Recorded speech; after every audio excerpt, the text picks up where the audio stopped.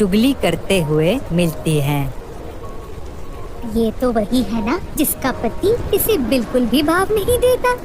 हाँ हाँ, और एक मेरा पति है, मैं जो भी कहूँ अगले दिन वही हाजिर हो जाता है। बेचारी सबका इतना ख्याल रखती है, फिर भी इसका पति इससे बिल्कुल प्यार नहीं करता। अब हर सुहागन की भाग में पति का प्यार तो नहीं लिखा बहन। हाँ, मुझे तो लगता है रमेश ने कोई दूसरी शादी कर ली है और इसे बिल्कुल भूल ही गया। बस नौकरानी की तरह माँ का ख्याल रखने और घर का काम करने के लिए ही रखा हुआ है।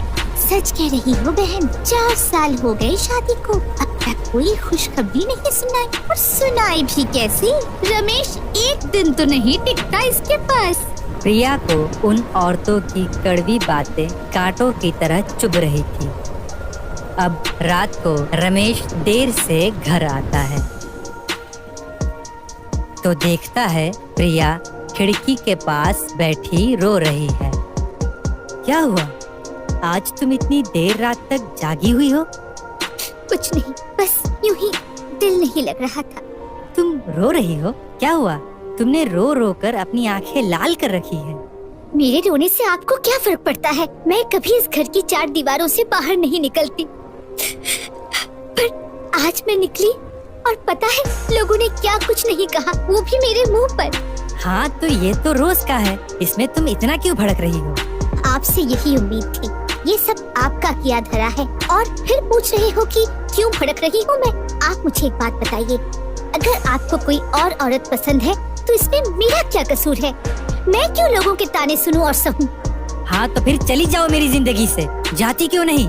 किसने रोका है? वैसे भी तुम मुझे रत्ती भर पसंद नहीं हो। आप हमेशा मेरे साथ ऐसा क्यों करते हैं? क्यों? अब रमेश गुस्से में अलमारी के पास जाकर सारी साड़ियाँ बिखेरता है और कहता है, ये देखो, इस वजह से, क्योंकि जैसे खानदान में तुम बड़ी हुई हो वहाँ तो तुमने ये सब देखा नहीं होगा। अच्छा खाना, घर, गहने, ये सब इसलिए छोड़कर नहीं जाती तुम मुझे, बल्कि ये कहो कि तुम्हारी जिंदगी मजे में है और तुम जैसी गवार को मेरे पल्ले बांध दिया और मैं तुम्हें झेल रहा हूँ।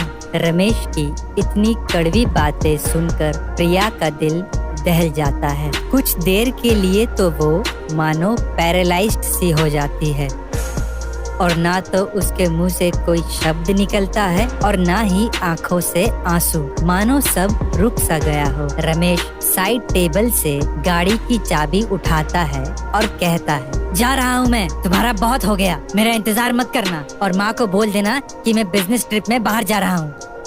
इस पर प्रिया के मुंह से आवाज तक नहीं आती, मानो जैसे एक झटके में उसका दिल 100 टुकड़ों में टूटकर